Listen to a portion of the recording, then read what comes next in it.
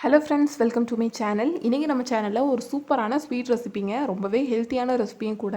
நம்ம நார்மலாக வாங்குவோம் இல்லைங்க, மரவள்ளி கிழங்கு, குச்சிக்கிழங்குன்னு கூட சொல்லுவாங்க. மரவள்ளி கிழங்குல பார்த்திங்கன்னா நம்ம சிப்ஸு அந்த மாதிரி ஐட்டம்லாம் நிறைய சாப்பிட்ருப்போங்க. இது வந்து அதிலே கொஞ்சம் வித்தியாசமானது. எப்படின்னு பார்த்தீங்கன்னா நம்ம தேங்காய் பர்பி தாங்க சாப்பிட்ருப்போம் நம்ம. ஆனால் இன்றைக்கி மரவள்ளி கிழங்குல நம்ம இன்றைக்கி பர்ஃபி பண்ண போகிறோங்க. ரொம்பவே டேஸ்ட்டாக இருக்குங்க. ரொம்ப சூப்பரான ஒரு ரெசிபி இது. ஸோ இந்த ஈஸியான ஸ்வீட் ஸ்நாக்ஸ் வந்து எப்படி பண்ணுறதுன்னு பார்க்கலாம். இப்போ வாங்க இந்த வீடியோக்குள்ளே போகலாம். ஒரு பாத்திரத்தில் பார்த்திங்கன்னா நான் இன்றைக்கி மரவள்ளி கிழங்கு பார்த்திங்கன்னா இந்த மாதிரி துருவி எடுத்து வச்சுருக்கேன்.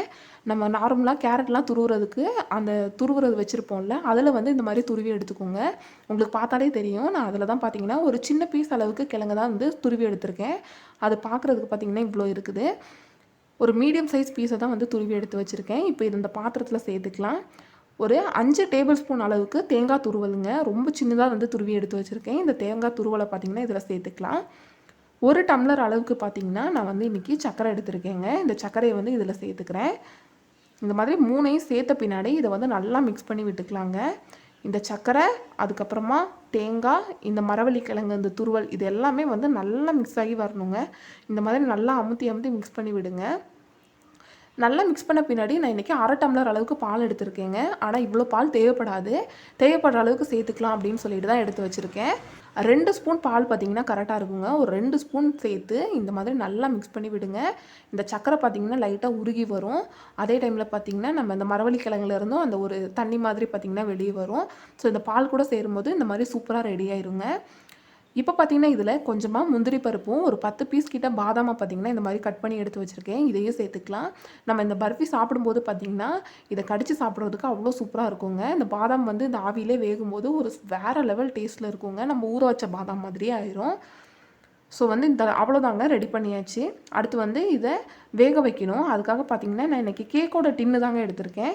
கேக் டின் இல்லைனா ஒன்றுமே பிரச்சனை இல்லை, ஏதாவது கிண்ணம் அந்த மாதிரி நீங்கள் யூஸ் பண்ணிக்கலாம். உள்ளே வந்து நான் கொஞ்சமாக பார்த்திங்கன்னா இந்த மாதிரி நெய்யை வந்து எல்லா பக்கமும் தடவி விட்டுக்கிறேன். தடவி விட்ட பின்னாடி நம்ம ரெடி பண்ணி வச்சுருக்க இந்த மரவள்ளி கிழங்கோட இந்த துருவல் மிக்ஸை பார்த்திங்கன்னா நம்ம வந்து இதில் வந்து வச்சுக்கலாம். இந்த மாதிரி வச்சு லைட்டாக ப்ரெஸ் பண்ணி விட்டுக்கோங்க. எடுத்து வச்சு இந்த மாதிரி லைட்டாக அமுத்தி விட்டுக்கோங்க. நம்ம ரெடி பண்ண எல்லா மிக்ஸையும் பார்த்திங்கன்னா இந்த பேனில் வச்சுக்கலாம்.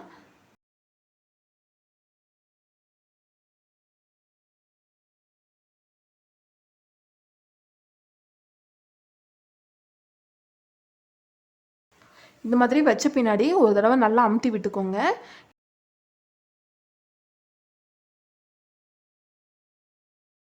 இந்த மாதிரி அமுத்தின பின்னாடி இது வந்து நம்ம இட்லி பாத்திரத்தில் வச்சுக்கலாம். நான் இட்லி பாத்திரத்தில் பார்த்திங்கன்னா அடித்தட்டு மட்டும் போட்டிருக்கேன்.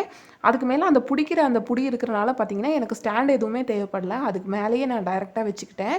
உங்கள்கிட்ட நீங்கள் ஸ்டீமர் எதுவும் யூஸ் பண்ணுறதுன்னா வச்சுருந்தீங்க அப்படின்னா அதில் வச்சுக்கோங்க. அப்படி இல்லைனா ஸ்டாண்டு போட்டு கூட வச்சுக்கோங்க. இப்போ வந்து இதை மூடுறதுக்காக நான் ஒரு மூடி யூஸ் பண்ணியிருக்கேங்க. மூடி யூஸ் பண்ணி மூடிட்டேன். இப்போ அதை மூடின பின்னாடி நம்ம இட்லி பாத்திரத்தையும் மூடிக்கலாங்க. இட்லி பாத்திரத்தையும் இந்த மாதிரி மூடி அந்த கிழங்கு வந்து வேகிற அளவுக்கு வேக வச்சுக்கோங்க. ஒரு 20 நிமிஷம் வேக வச்சிங்க அப்படின்னா கரெக்டாக இருக்குங்க. ஸோ இந்த மாதிரி நல்லா வெந்த பின்னாடி நம்ம இதை வெளியே எடுத்துக்கலாங்க. வெளியே எடுத்து நம்ம கேக் எடுப்போம்ல அதே மாதிரி தான் சுற்றிலும் பார்த்திங்கன்னா கத்தியால் எடுத்து விட்டுட்டு இந்த மாதிரி மடித்து வச்சு ஒரு பிளேட் மேலே இந்த மாதிரி எடுத்து வச்சு லைட்டாக தட்டினீங்கன்னா போதுங்க, டீமோல்ட் ஆகி வந்துடும். பார்த்திங்கன்னா எனக்கு அந்த வீடியோ வந்து கட் ஆயிடுச்சு. அதனால் பார்த்திங்கன்னா நான் வந்து அதை கட் பண்ணி ஃபோட்டோவை வந்து நான் உங்களுக்கு எடுத்து காமிச்சிருக்கேன். நான் கட் பண்ண பின்னாடி தான் வீடியோ கட் ஆகிருக்குன்னு எனக்கு தெரிஞ்சிச்சுங்க, சாரி. பார்த்திங்கன்னா அது வந்து இந்த மாதிரி சின்ன சின்ன பீசஸாக வந்து கட் பண்ணி எடுத்துட்டேங்க. இந்த மாதிரி கட் பண்ணி எடுத்த பின்னாடி பார்த்திங்கன்னா இந்த மாதிரி இருக்குது. ரொம்பவே சூப்பராக இருக்குங்க. ரொம்ப ஒரு டேஸ்ட்டான பர்ஃபினே சொல்லலாம். இது வரைக்கும் நீங்கள் இப்படி ஒரு ஸ்வீட் வந்து சாப்பிட்ருக்கவே மாட்டீங்க, அவ்வளோ சூப்பராக இருக்கும். ஸோ இந்த வீடியோ நீங்கள் எல்லாமே கண்டிப்பாக ட்ரை பண்ணி பாருங்கள். உங்கள் எல்லாத்துக்குமே இதோட டேஸ்ட் ரொம்பவே பிடிக்குங்க. ஸோ இந்த வீடியோ உங்களுக்கு பிடிச்சிருந்துச்சுன்னா லைக் பண்ணுங்கள், ஷேர் பண்ணுங்கள், கமெண்ட் பண்ணுங்கள். மறக்காமல் நம்ம சேனலை சப்ஸ்கிரைப் பண்ணி பக்கத்தில் இருக்க பெல் பட்டனை கிளிக் பண்ணி ஆளுங்கிற ஆப்ஷனை செலக்ட் பண்ணி வைங்க. அப்போ தான் நம்ம போடக்கூடிய எல்லா வீடியோஸோட நோட்டிஃபிகேஷனுமே உங்களுக்கு வரும். தேங்க்யூ ஃபார் வாட்சிங் ஃப்ரெண்ட்ஸ்.